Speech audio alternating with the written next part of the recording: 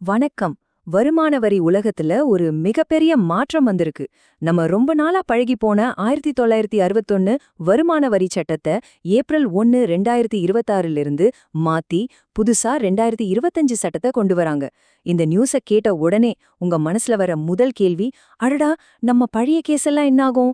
அத பத்தி தான் இப்போ தெளிவா பார்க்க போறோம்.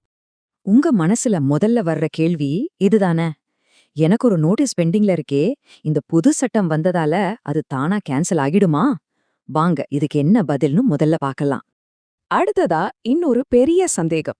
ஒருவேளை என்னோட பழைய கேஸ்க்கு இந்த புது சட்டத்தோட ரூல்ஸ போட்டுருவாங்களோ, இந்த புது விதிமுறைகள் நம்ம பழைய கணக்குகளை ஏதாவது பாதிக்குமா?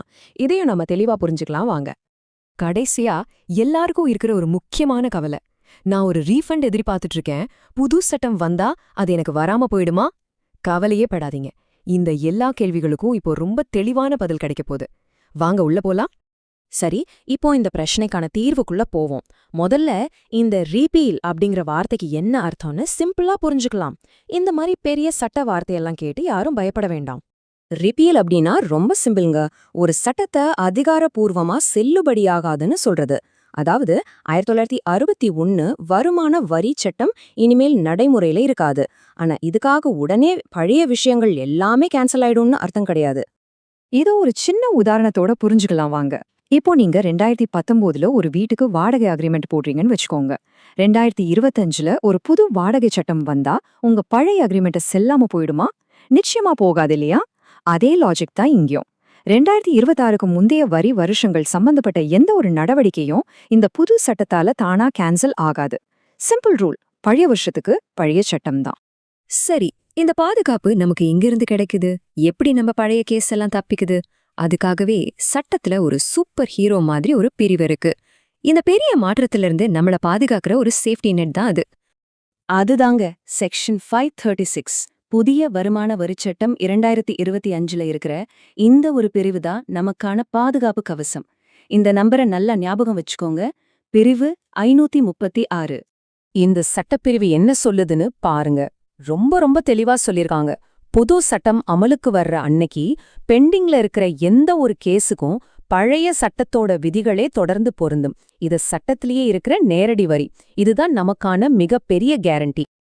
அப்போ இந்த செக்ஷன் 536 நமக்கு என்னென்ன பாதுகாப்பெல்லாம் கொடுக்குதுன்னு பாருங்க.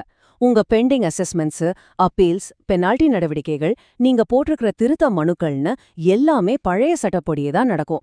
சுருக்கமா சொன்னா உங்க பழைய உரிமைகளும் சரி, பொறுப்புகளும் சரி எதுவுமே மாறாது. ரொம்ப ரொம்ப முக்கியமான ஒரு விஷயம், ஏற்கனவே டைம் முடிஞ்சு போன கேஸுகளை இந்த புது சட்டத்தை வச்சு திரும்பவும் ஓபன் பண்ணவே முடியாது. சரி, இன்னும் கொஞ்சம் டீட்டெயிலா பாப்போமா? எந்தெந்த மாதிரியான பழைய கேசுகள் எல்லாம் பழைய சட்டத்தின்படி தொடர்ந்து நடக்கும்? வாங்க சில உதாரணங்களை பார்க்கலாம். உதாரணத்துக்கு, உங்களுக்கு 2023-24 நிதியாண்டுக்கு ஒரு நோட்டீஸ் வந்திருக்குன்னு வச்சுப்போம்.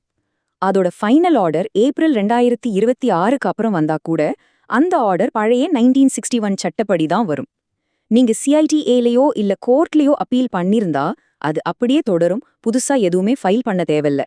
செக்ஷன் 264 மாதிரி ரிவிஷன் மனுக்கள் கொடுத்திருந்தாலும் அதுவும் பழைய சட்டப்படியே தான் ஃபைனல் ஆகும். இதுல ஒரு ஆச்சரியமான விஷயம் என்னன்னா, ஏப்ரல் 2026க்கு அப்புறம் கூட, உதாரணமா 2022-23 மாதிரி ஒரு பழைய வருஷத்துக்கு புதுசா ஒரு நோட்டீஸ் வந்தா கூட அந்த நடவடிக்கையும் பழைய சட்டத்தின்படி தான் நடக்கும். இப்போ நம்ம எல்லாருமே எதிர்பார்த்துட்டு இருக்கிற அந்த முக்கியமான கேள்விக்கு வருவோம். நம்ம ரீஃபண்ட்ஸ், அதோட நிலைமை என்ன? அது பாதுகாப்பா இருக்கா? நிச்சயமா உங்க ரீஃபண்ட்ஸ் 100% பாதுகாப்பா தான் இருக்கு. பழைய சட்டத்தின்படி உங்களுக்கு ஒரு ரீஃபண்ட் வரணும்னா புது சட்டம் வந்த பிறகும் அந்த உரிமை உங்களுக்கு கண்டிப்பா இருக்கு. உங்களுடைய எல்லா உரிமைகள், சலுகைகள், பொறுப்புகள் எதுவுமே மாறாது. மறுபடியும் சொல்றேன், இன்னொரு முக்கியமான விஷயம், ஏற்கனவே காலாவதியான கேஸ்களை இந்த புது சட்டத்தை வச்சு இன்கம் டேக்ஸ் டிபார்ட்மெண்டால மீண்டும் திறக்கவே முடியாது. சோ உங்க உரிமைகள் முழுமையா பாதுகாக்கப்பட்டிருக்கு. அப்போ இப்போதைக்கு நடைமுறையில என்ன நடக்கும்னு கேட்டீங்கன்னா, நம்ம நாட்டுல 2 வருமான வரி சட்டங்கள் ஒரே நேரத்துல இயங்கும்னு சொல்லலாம். 2025-26 நிதியாண்டு வரையிலான உங்க வருமானத்துக்கு எல்லா நடவடிக்கைகளும், அதாவது அசெஸ்மெண்ட், அப்பீல்ஸ் எல்லாமே பழைய 1961 சட்டப்படி நடக்கும். அதே சமயம் 2026-27 நிதியாண்டு மற்றும் அதுக்கப்புறம் வர வருமானத்துக்கு எல்லா நடவடிக்கைகளும் புதிய 2025 சட்டப்படி நடக்கும். இப்படி 2 சட்டம் ஒரே நேரத்துல இருக்கும்போது நம்ம கேஸ கையாள்றது சில சமயம் கொஞ்சம் குழப்பமா இருக்கிறதுக்கு வாய்ப்பு இருக்கு. உங்களுடைய குறிப்பிட்ட வழக்குக்கு ஒரு நிபுணரோட ஆலோசனை தேவைப்படலாம். அப்படி உங்களுக்கு தெளிவான வழிகாட்டுதல் தேவைப்பட்டா நீங்க நதி டாக்ஸ் சொல்யூஷன்ஸை தாராளமா தொடர்பு கொள்ளலாம். அவங்க உங்களுக்கு சரியான ஆலோசனைகளை வழங்குவாங்க. அவங்களோட ஃபோன் நம்பர் ஸ்கிரீன்ல இருக்கு. 9500027481. சரி, இப்போ கடைசியா நாம என்னென்ன விஷயங்களை மறக்காம ஞாபகம் வச்சுக்கணும்? உங்களுக்கான ஒரு சிம்பிளான ஆக்ஷன் பிளான் இதோ. நம்பர் 1, உங்களுக்கு வர நோட்டீஸ்ல முதல்ல அசஸ்மெண்ட் வருஷத்தை பாருங்க. அது 2026-27க்கு முன்னாடி இருந்தா அது பழைய சட்டத்தின் கீழே தான் வரும், கவலையே வேண்டாம். நம்பர் 2, உங்க பெண்டிங் அப்பீல்ஸ் தானா தொடரும், புதுசா எதுவும் செய்ய வேண்டாம். நம்பர் 3, ரீஃபண்ட் பத்தி கவலைப்படாதீங்க, உங்க உரிமை பாதுகாப்பா இருக்கு. கடைசியா 4வது பாயிண்ட், இந்த ரூலை எப்பவும் ஞாபகம் வச்சுக்கோங்க.